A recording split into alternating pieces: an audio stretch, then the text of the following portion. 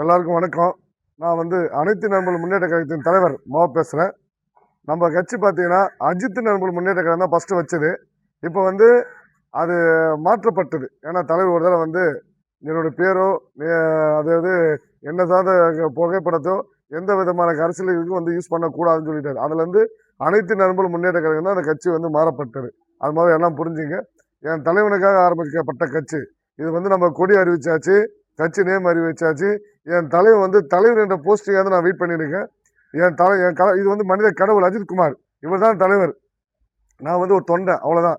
என் தலைவர் வந்தாருன்னா கண்டிப்பாக இந்த கட்சியை அவரோட கொடுத்துட்டு அவருக்கு கீழே நான் பயணிப்பேன். அதேமாரி பல பேர் பல விதமான கமெண்ட் போடுறீங்க.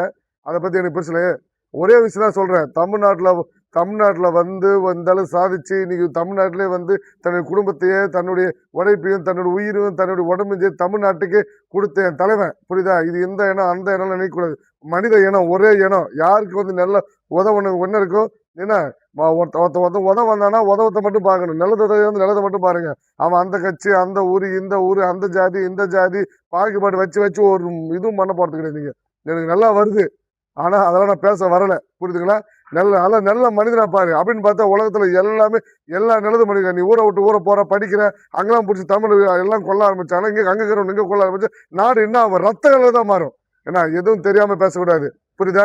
என் தலைவன் அங்கிருந்து வந்தாரு, இங்கிருந்து வந்தாரு, அது இதெல்லாம் சொல்லாத. புரியுதா? நீ இங்கிருந்து என்ன வெளிநாட்டு போய் படிக்கிறேன், அங்க இருக்கிற எங்க வரான், அங்க வரக்கூடாது. ஐயோ அரசியல் அவர் கூட வரக்கூடாது, இது வரக்கூடாது. என்ன அசிங்கமா இல்லை? என்ன நினைச்சுக்கிறீங்க?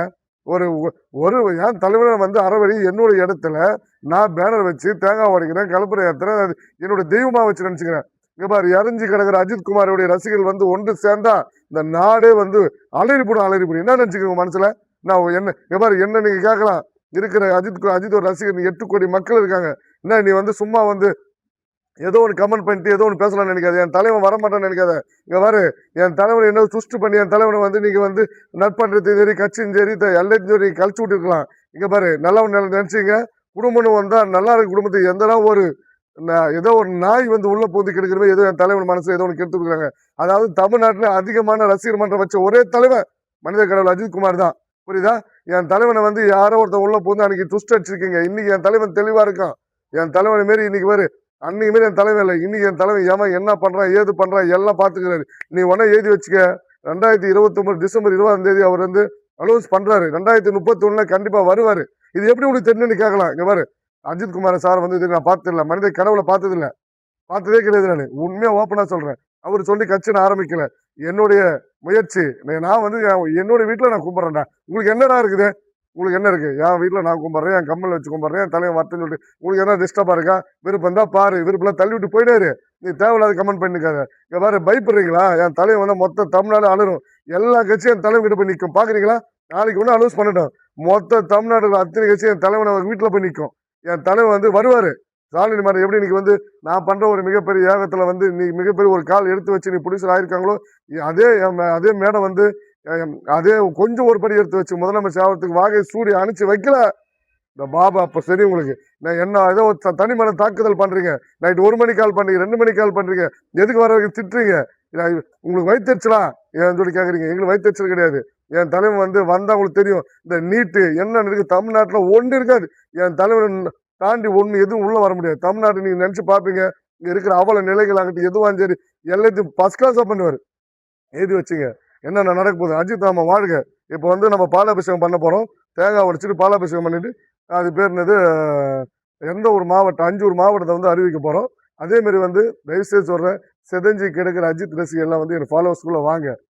அதே மாதிரி நான் ஒரு 2000 ஃபாலோவர்ஸ் வந்த பிறகு நான் லைவ்ல வரேன். எல்லாம் நம்ம பேசுவோம். அதே மாதிரி புரிஞ்சுங்களா? தயவுசெய்து லைக் பண்ண பட்டனை அமுத்தும் போது கொஞ்சம் அது பேர் ஃபாலோஸ் பண்ணி அழுத்துங்க. அதே மாதிரி பார்த்தீங்கன்னா இது வரைக்கும் எனக்குடைய 53 லட்சம் பேர் மேலே பார்த்துட்டான். புரியுதா? எத்தனை பேர்? 53 லட்சம் பேர். சாதாரண ஒரு அஜித் சிறிய ஒரே ஒரு துளியால, அஜித் ரசிகர் ஒரு சின்ன துளி, இதை பாருங்க, என்னுடைய வேர்வை துளி, இந்த ஒரு துளியால தான் இவ்வளவு பேர் சேர்ந்திருக்கான். இன்னைக்கு என் தலைவர் கடல் வந்துச்சுன்னா அந்த தமிழ்நாட்டில் ஒத்த இருக்க முடியாது. புரியுதுங்களா? இப்போ தேங்காய் நம்ம உடைப்போம், அடுத்து பாலாபிஷேகம் பண்ணுவோம், பண்ணிட்டு செய்வோம். சின்ன எக்ஸாம்பிள். சில விஷயங்கள்லாம் நான் சின்ன குறைகள் செஞ்சாலும் எதுவும் தவறாக நினச்சிக்காதீங்க. என் தலைவர் அஜித்குமார் வார்த்தை மிகப்பெரிய யாகம் பண்ணியிருக்கேன். ஓகேவா? நன்றி. பாபா பாடசி.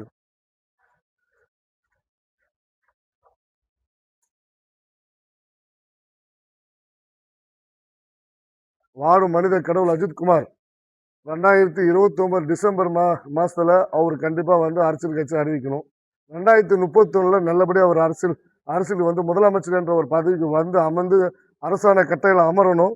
அதே மாதிரி சில பேர் கேட்குறீங்க, நீங்கள் வெள்ளை சட்டை வெள்ளை பேண்ட்டு போட்டுக்கணும் நல்லபடியாக நீங்கள் வந்து ஒரு அரசியல்வாதி மாதிரி பண்ணுன்னு சொல்கிறாங்க. எனக்கு யதார்த்தம் மட்டும் தான் பிடிக்கும். சில பேர் தாடியாக வச்சுக்கிறீங்க, நீட்டாக சேவ் பண்ணி சொல்லுங்க.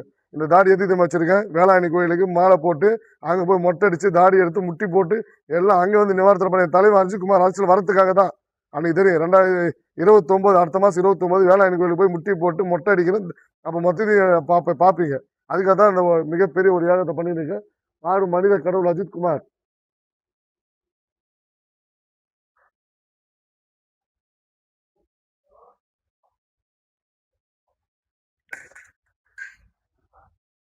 அதே மாதிரி சில பேர் வந்து ஆளை வந்து பல்லால ஏங்குறீங்கன்னு கேட்குறீங்க.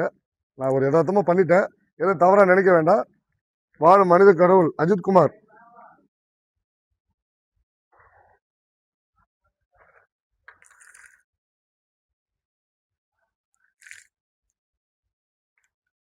பாலசேவம் வெற்றிகரமாக முடிஞ்சிருச்சு. அடுத்து வந்து நம்ம மாவட்ட போஸ்டிங்களை அறிவிக்க போகிறோம். வாரம் 5 பேர் அறிவிக்கத்தான் இருந்துச்சு.